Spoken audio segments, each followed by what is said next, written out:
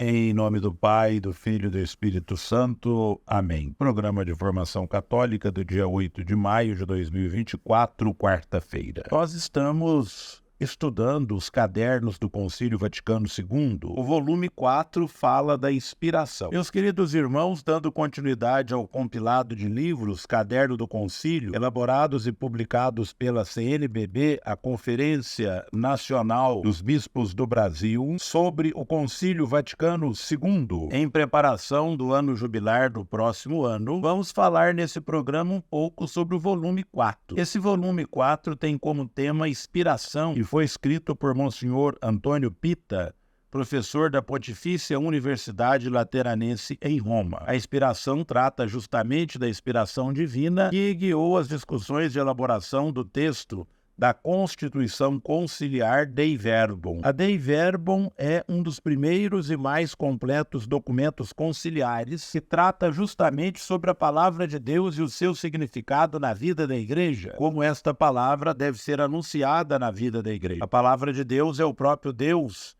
encarnado no meio de nós, e a palavra se fez carne e habitou entre nós. A Dei Verbum trata também da revelação divina à humanidade. Esse documento também trata de como devemos cuidar da palavra de Deus, pois a palavra de Deus está no coração da Igreja. Esse documento também diz a toda a Igreja como cada membro, seja ele ministro sagrado ou não, pode e deve anunciar a palavra de Deus. Quando fomos batizados, nos tornamos discípulos e missionários do Senhor, chamados a ser testemunhas de Jesus Cristo, anunciando o reino de Deus. Os padres conciliares quiseram transmitir com esse documento a ideia de que a palavra fosse mais difundida em toda a Igreja e que todos os fiéis conseguissem estudar mais e compreender a palavra. A palavra de Deus deve encher cada vez mais o coração dos homens e das mulheres e tomar a palavra como propósito de vida. Durante a missa participamos de duas grandes mesas, a da palavra e a da Eucaristia. Após compreender aquilo que foi anunciado pela palavra, podemos comungar do corpo e sangue de Cristo. O mesmo que os discípulos de Emaús escutaram Jesus lhes explicar as Escrituras, e após eles sentirem o coração arder e os olhos deles se abriram, por isso temos que participar atentamente da liturgia da palavra, deixar com que a palavra anunciada interiorize em nós para que nossos olhos se abram ao grande mistério da Eucaristia, quando Jesus se dá a cada um de nós. O documento vai dizer também que uma das partes mais importantes da liturgia da palavra é a homilia. Aquele que preside a celebração deve proferir a homilia tendo como base as leituras proclamadas naquela missa, procurando transmitir aos fiéis aquilo que Deus queria transmitir à comunidade naquele dia. Ao final da missa, após participar dessas duas grandes mesas, quando o padre ou o diácono diz "Ide em paz e que o Senhor vos acompanhe", começa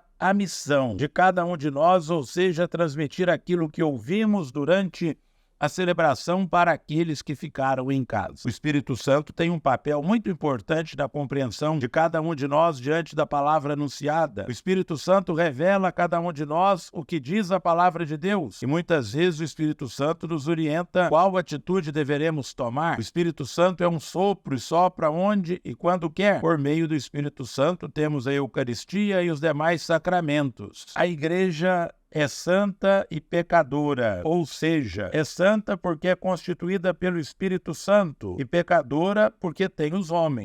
Temos todos nós que somos pecadores. Meus irmãos, por mais que o documento tenha cerca de 60 anos, ele continua sendo atual na vida da Igreja. A palavra de Deus nunca deve deixar de ser estudada, e ela é sempre atual. A palavra de Deus não é qualquer livro, não é qualquer livro que pegamos aleatoriamente e lemos para passar o tempo. A palavra de Deus tem que ser meditada e compreendida.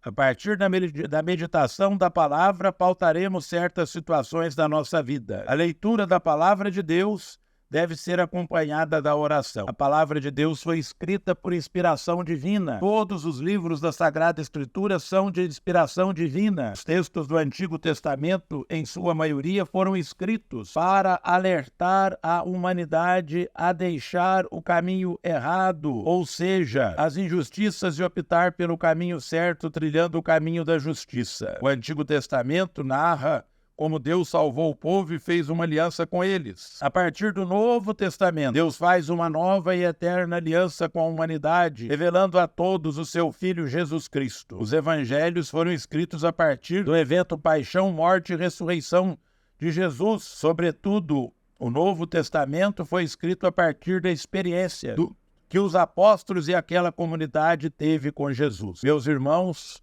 nos dias de hoje, Jesus não está mais fisicamente no meio de nós, mas permanece presente espiritualmente, sobretudo por meio da Eucaristia e dos demais sacramentos. Esse mesmo Espírito Santo nos ajuda a compreender as Sagradas Escrituras e torná-la atual nos dias de hoje. A palavra de Deus não é como um livro qualquer que fica desatualizado com o passar do tempo. Ela é sempre atual e nos orienta o caminho a seguir. Irmãos e irmãs, eu convido a cada um de vocês a ler a Constituição Dogmática Dei Verbum e tomar a palavra de Deus como leitura diária e a partir da leitura da palavra orientar as nossas ações para o dia a dia. Invoquemos, queridos irmãos e irmãs, sempre o Divino Espírito Santo, pois somente por ele é possível compreender as Sagradas Escrituras e a revelação que Deus tem para cada um de nós. Ave Maria, cheia de graça, o Senhor é convosco, bendita sois vós entre as mulheres,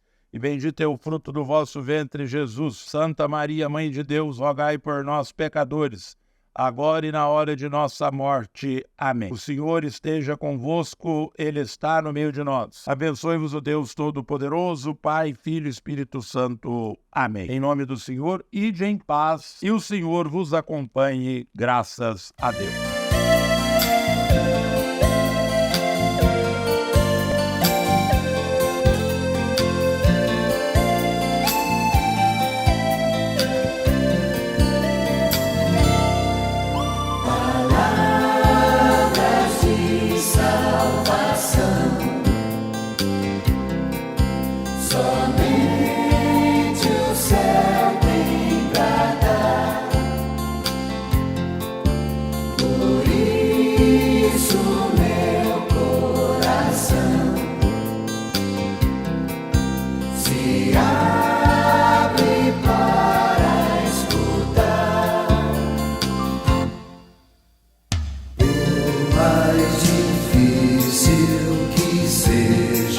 Seguir tua